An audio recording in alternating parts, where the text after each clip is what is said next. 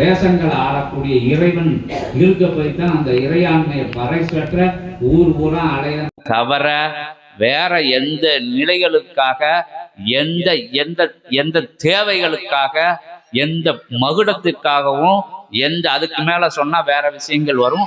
எந்த விஷயங்களுக்காகவும் இந்த இறை பயணம் கிடையாது.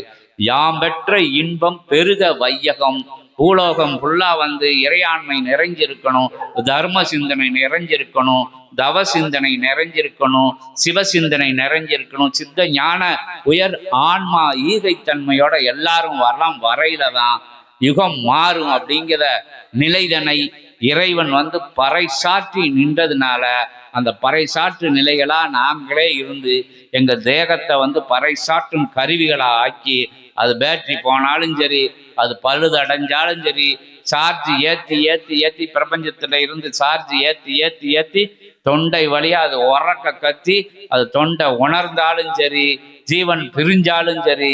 ஏன் கத்திக்கிட்டு இருக்கோம்? அகத்திய பெருமான் சொன்ன மாதிரி அதுல மானிடர்கள் அவங்க சிந்தைக்குள்ள பொய் சில விஷயங்களை நல்ல விஷயங்களை புகுத்தியில நற்பண்பாளர்களா மாறி அவங்க இல்லம் சுபிச்ச மடையில அந்த இல்லமே ஒரு கோயிலாக தான் இல் சபைன்னு சொல்லப்படுது.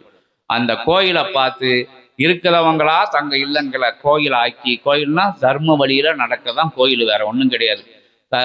தெய்வங்கள்லாம் என்ன? தர்மத்தின் விஷயத்த பறைசாட்ட நிற்கின்றவங்க தான் தெய்வம். காவல் தெய்வம், அந்த தெய்வம், இந்த தெய்வம் எல்லாம் என்ன செய்யுது? தர்மத்தை நிலைநாட்டணும்னு பூமியில அவதாரம் எடுத்திருக்கு, கோயில் கொண்டு இருக்கு, ஆலயங்கள் வச்சு வழிபாடு எல்லாமே எதை நோக்கிய பயணம்? தர்மம் செய்யுங்க, தர்ம வழியில பயணப்படுங்க, அடுத்தவங்களை தொந்தரவு பண்ணாதங்க, ஏச்சி பிழைக்காதங்க, ஏமாத்தி பிழைக்காதங்க, நம்பிக்கை துரோகம் பண்ணாதங்க, பண்ணுனீன்னா மாட்டிக்கிடுவிய அப்படின்னு சொல்லதுக்கு தான் அத்தனை ஆலய நிலைகளும் இருக்கே தவிர, நீ செஞ்சுட்ட இனிமே செய்யாம இரு அப்படின்னு சுட்டி காட்டுறதுக்கு தான் ஆலயம் வச்சிருக்கே தவிர, நம்மளோட பகட்டையும் நம்மளோட ஆடை நிலைகளையும் நம்மளோட அலைகள் முறைகளையும் நம்ம போட்டிருக்கக்கூடிய வைர அந்த நிலைகள் அதெல்லாம் நம்ம போடல, சொல்லுதான் போட்டுட்டு வராங்க. அப்படி அந்த நிலையை இந்த நிலையெல்லாம் பார்க்கறதுக்கு கடவுளுக்கு தயாரா இல்லை. அவரே ஒரு ஓரத்துல கோமனை கட்டி கம்பா நின்றுக்கிட்டு இருக்காரு, அங்க கம்ப கையில வச்சுக்கிட்டு. அவர் எதுக்குடா நீ வச்சிருக்க பார்க்க போறாரு? அவருக்கு 1008 வேலைகள் இருக்கு. தூணு துப்பி போட்ட விஷயத்த தூக்கி கழுத்துலையும் காலையும் மாட்டிக்கிட்டு அதை நான் தான்னா அவங்க தூணு துப்பிடுவாங்க. இங்க அங்க வாசல் காப்பாளர்கள் அந்த நந்தி இந்த நந்தி இறை நந்தி மங்கள நந்தி அந்த நந்தி என்ன வரிசையா இருக்காங்க.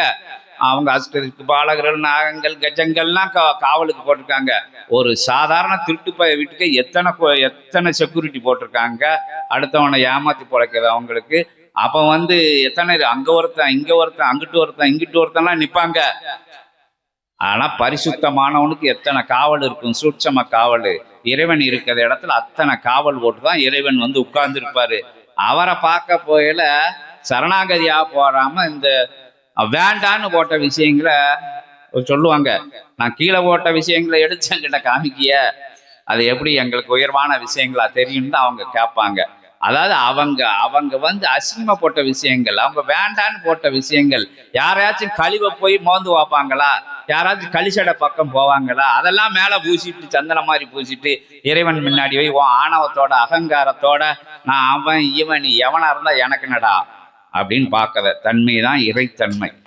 நீ எவனாவும் இருந்துக்கோ, என்ன வேணாலும் செஞ்சுக்கோ, இயக்கம் என்னுடையது, நீ இயக்கப்ப என்ன நான் இயக்க நீ இயங்கிக்கிட்டு இருக்க, நான் கப்பு நிப்பாட்டின்னா உன் சர்வமும் அடங்கி போயிடும். உனக்கு கொடுத்தது நான் தானே கொடுத்துருக்கேன், நான் என்னை சொல்லல, சொல்லுவேன் என்னை சொல்லல, இறைவன் அப்படி பேசுறாரு. உனக்கு கொடுத்தது நான் தாண்டா கொடுக்கேன், லூசு பயல தெரியலையா உனக்கு?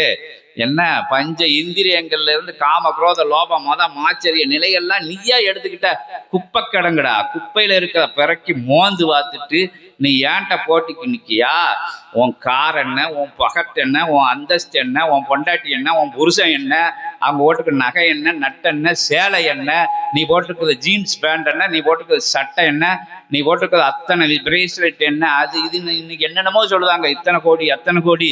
அதெல்லாம் கோடி, ஒரு கோடியிலோட உனக்கு நிற்க தகுதி இல்லாத விஷயம்னு சொல்லி என்றோ ஜென்ம செஞ்ச பூர்வ ஜென்ம புண்ணியத்துக்காக அது உனக்கு கொடுக்கப்பட்டிருக்கு. அது உனக்கு மட்டும் கொடுக்கப்பட்டது இல்லை, பிரபஞ்சத்துக்காக கொடுக்கப்பட்டிருக்கு. முடிஞ்சா 4 அன்னதான கூடங்கள் கெட்டு, மரம் செடி கொடிகளை நட்டு, நிழல் குடைகளை அமைச்சு கொடு, தண்ணீர் நீலைகளை கொடு. எத்தனையோ ஊர்ல கிராமங்கள்ல குடிக்க தண்ணி இல்லாம இன்னும் பயணப்பட்டுக்கிட்டு இருக்காங்க. எத்தனையோ பாதை இல்லாத ஊர்கள் இருக்கு. அதுக்கெல்லாம் செய்யடா, செஞ்சா இறைவனா நீ வாழலாம். அதுக்கு தான் உனக்கு கொடுக்கப்பட்டிருக்கு. நீ அதெல்லாம் பதுக்கி ஆட்டையை போட்டுக்கிட்டு ஏன்ட்ட காமிக்கிறதுக்கு இல்லைன்னா தூத்துன்னு துப்புவாங்க. இங்க அதைத்தான் சொல்ல வந்தேன், இங்கே போயிட்டேன். கிரை கணங்கள் எல்லாம் இங்க ஒரு காரி துப்பும், அதுக்கு அடுத்து போனா அங்க ஒண்ணு காரி துப்பும். ஒவ்வொரு இடத்துல காரி துப்பு, ஒரு அனுக்கிரகம் கிடைக்காது. இங்க ஒன்னொன்னா லாஸ் ஆகிக்கிட்டே இருக்கும். ஆணவ போக்கு, அகந்தை போக்கு இறைவன்கிட்ட போய் கேட்கக்கூடாது. இன்னைக்கு ஒரு ஏழை பாலை அம்பாவி ஒண்ணுமே இல்லாதவன் இருக்கிறாள். எதுக்காண்டி இப்ப அதாவது பணம் வச்சிருக்கிற மட்டும் திட்டக்கூடிய விஷயங்கள் கிடையாது ஆன்மீகம். என்ன எல்லா நிலைகளையும் இருந்து செய்றாங்க. ஒரு ஆள் இப்ப இறந்தார தெரியுமா? 65% 55% அனாத குழந்தைகளுக்கு அறச்செயல்களுக்கு கொடுத்தாரு. கொடுத்துட்டு போனாரு. உலகம் ஃபுல்லா பாராட்டி இப்ப ஹோட்டல்ல கிட்டலாம் அவரோட படம் வச்சிருக்காங்க. இன்னொரு ஆள் போனாரு, அதை செஞ்சு இதை செஞ்சு ராக்கெட்டெல்லாம் விட்டாரு. அவரை இன்னும் மனிதர்கள் மாணிக்கமா வச்சு வழிபட்டு வராங்க. இவங்கெல்லாம் என்ன எளிமையா இருந்து வலிமையா செஞ்சவங்க, எல்லா விஷயங்களும் செஞ்சுட்டு எல்லாருக்காகவும் செஞ்சவங்க. அவங்களத்தான் வழிபடுவார்ல. பதுக்கல் ஆசாமிகளை, ஒருத்தனுக்கு கொடுக்காதவங்கள நீ இன்னும் வச்சிருக்காங்க. அவங்களெல்லாம் கண்டுக்கிடவே இல்லை பிரபஞ்சம். அவங்க போட்டாவை அவங்க ரூபமே யாருக்கு மக்களுக்கு தெரியாது. ஒருத்தன் இருந்தான், எல்லாத்தையும் ஆட்டையை போட்டான், செஞ்சான், முடிஞ்சான்.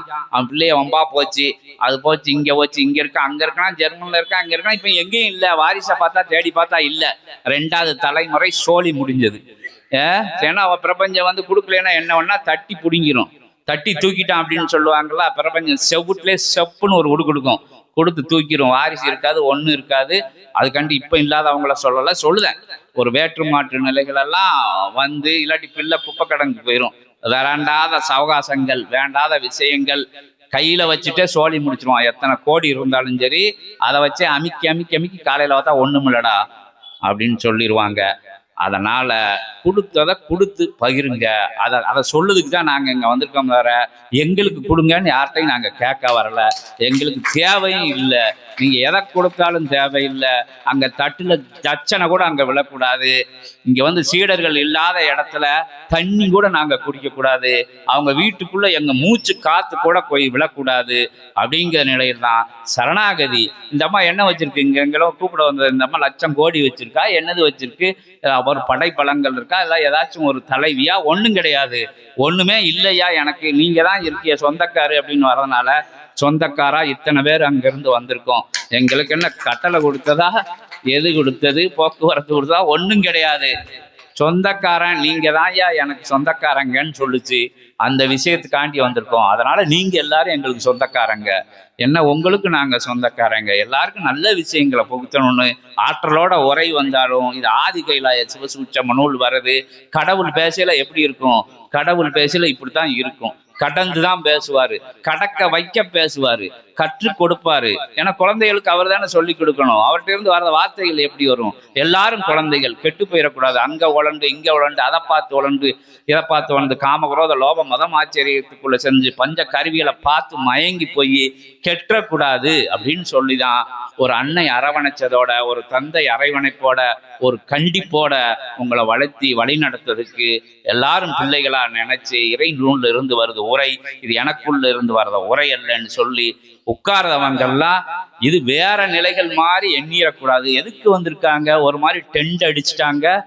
ஒன்று சச்சங்கம், 2வது சச்சங்கம் ஏதாச்சும் செய்ய போறாங்களான்னா செய்யத்தான் போறோம்.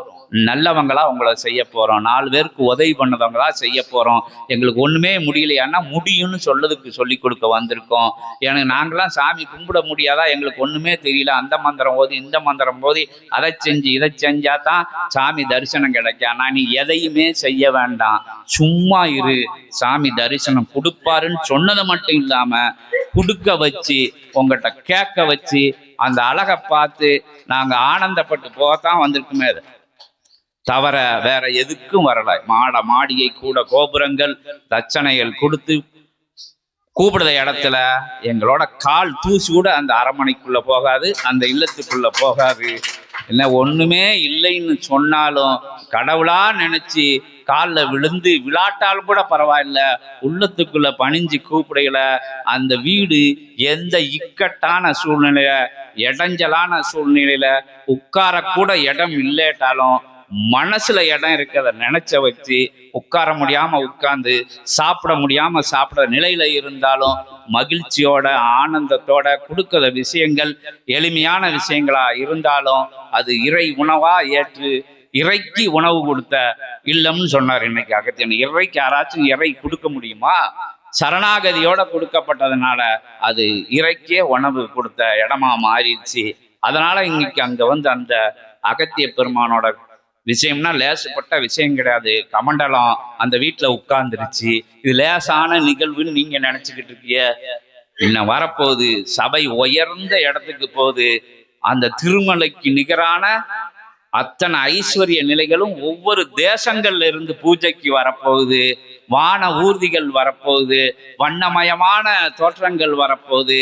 எல்லா பெரு நகரங்களிலும் சபையோட பெரு கிளை சபைகள் எல்லா தேசங்களில் உள்ள தலைமை நகரங்களிலும் இங்க சொல்றீங்களா யுஎஸ்ஏ அந்த இந்த எல்லா எழுத்துக்களையும் ஆங்கில எழுத்துக்கள் உண்ட பெயர் கொண்ட தேசங்கள்ல பூரா இப்ப சீடர்கள் இருக்காங்க. சிவசபை சீடர்கள், உங்களை மாதிரி அன்னையர்கள், தாய்மார்கள் எல்லாரும் இருக்காங்க. பெரிய பெரிய இறையாளர்கள் சொல்லதவங்கெல்லாம் சபையோட உயர்மட்ட சீடர்கள்னு இல்லாம கீழ்மட்ட சீடர்களா அடிமட்ட சீடர்களா கத்துக் கொடுக்குறீங்க அப்படின்னு அங்க இருந்து இங்க வராமலே அங்க கிளை சபைகள் உருவாக்கப்பட்டு வந்துகிட்டு இருக்கு. அத்தனை நிலைகளையும் தாங்கி நிற்கும் போது இந்த இல்லத்துக்கு பேரே வேற மாதிரி உயர்வான நாமங்கள் வழங்கப்படும். உங்க எல்லையில அகத்திய பெருமான் வந்து இத்தனை சச்சங்கம் போட்டிருக்காருங்கிறது பொண்ணு ஏடுகள்ல பொறிக்கப்படும். இங்கேயும் கிளைச்சபைகள் உருவாக அமைக்கப்படும். எத்தனையோ கிளைச்சபைகள் கோவை மாநகருக்குள்ள உருவாகும் வருங்காலங்கள்ல. பெரிய பெரிய பெரிய ஆற்றல் மிகுந்த எல்லைகளிலெல்லாம் பெரிய வளாகம்னு சொல்லக்கூடிய அந்த ஒரு பேர் இருக்கு. அந்த வளாகத்துல கூட இங்க மாநாடு நடக்கிற இப்பமே காமிச்சிட்டாங்க. உங்களுக்கு பேர் இணையமா தெரிஞ்சிருக்கும்னு நினைக்கும். அதுல அத்தனை நிலைகள் கொண்ட கோவை எல்லையில உள்ள ஆட்களை எல்லாம் கிளைச்சபைகள் இல்சபைகளோட அத்தனை மாகாண நிலைகள்லையும் உள்ள ஆட்கள்லாம் வந்து இங்க பெரிய மாநாடு போடுறதுக்கு உண்டான காட்சிகளை எனக்கு உணர்த்தினா பரவாயில்ல, சீடர்களுக்கு உணர்த்திக்கிட்டு இருக்காங்க அப்படின்னு சொல்லி அப்படி உயர்வடையும் போது இந்த விஷயங்கள் உயர்வா பேசப்படும். உயர்வான எல்லையா இருக்கக்கூடும். அந்த அகத்திய பெருமான் வந்து அந்த கையில வச்சிருந்தால கமண்டலம் அமர்ந்த இடம் அப்படிங்கிறத உயர்வான பேர் வரும். அது அந்தமா மட்டும் கிடையாது, நீங்களும் சொல்லி மகிழலாம் அப்படிங்கிற விஷயத்த சொல்லி உயர்வான விஷயத்துக்காக தேடித்தான் உங்கள்கிட்ட வந்தோம். உங்களை உயர்வு படுத்தத்தான் வந்திருக்கோம். மற்றல எங்களுக்கு ஏற்ற இறக்கங்கள் அது இது எதுவுமே தெரியாது.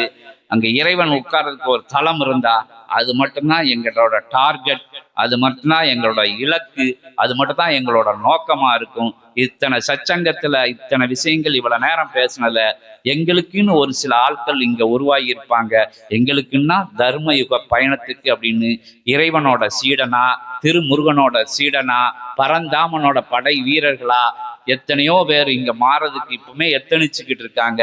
வருங்காலங்கள்ல இன்னைக்கு இல்லாட்டாலும் என்றைக்காவது ஒரு நாள் இங்கிருந்து சீடர்கள் எங்களுக்கு வருவாங்க சிவசபையை நோக்கின்னு சொல்லி அற்புதமான தகைய வாய்ப்பினை கொடுத்த அனைவருக்கும் நன்றி கூறி, வேற்று மாற்று நிலைகள் இல்லாம இங்க வந்து உட்கார்றது பெருசு இல்ல, கேட்கறது பெருசு இல்ல, உயர் சரணாகதியோடு உயர் நம்பிக்கையோடு இறை சரணாகதியோடு மாண்போடு மகத்துவத்தோடு நீங்க இருக்கீல ஏத்தி விடுங்க மேல, மாண்போடு மகத்துவத்தோடு நீங்க இருக்கீல இறைவன் வந்து அன்புக்கும் கருணைக்கும் மயங்குவான், மகிடி போல மயங்குவான் அப்படின்னு சொல்லி இறையாளர்களை சந்திக்கின்ற சந்திப்பாதான் ஒவ்வொரு பயண நிலைகளும் இங்க வந்திருக்குங்கிறத சொல்லி அன்புமயமான ஆனந்தமயமான இன்பமயமான இதுதான் அகத்தி பெருமானுக்கு வேணும். வேற ஒண்ணு வேண்டாம், கோடி ரூபாய் வேண்டாம், ஒண்ணுமே வேண்டாம், உங்களோட மகுடங்கள் வேண்டாம், எதுவும் வேண்டாம். இந்த பேர் எப்படி வந்தது இந்த எல்லையில? என்ன சொல்லியிருக்காங்க அது கேட்டிருக்கு. யாரோட குழந்தை?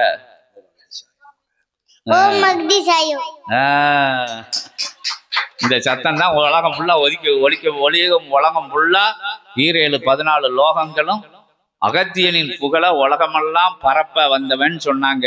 இந்த கோவை மாநகரில, கண்ணப்பா நகரில, கணபதியில ஓம் அகதீசாய நமகன்னு எதுவுமே தெரியாத இறைத்தன்மையுள்ள இறை பண்பு உள்ள ஒரு மழலை. அது மட்டும் தான் எங்களுக்கு தெரியும்.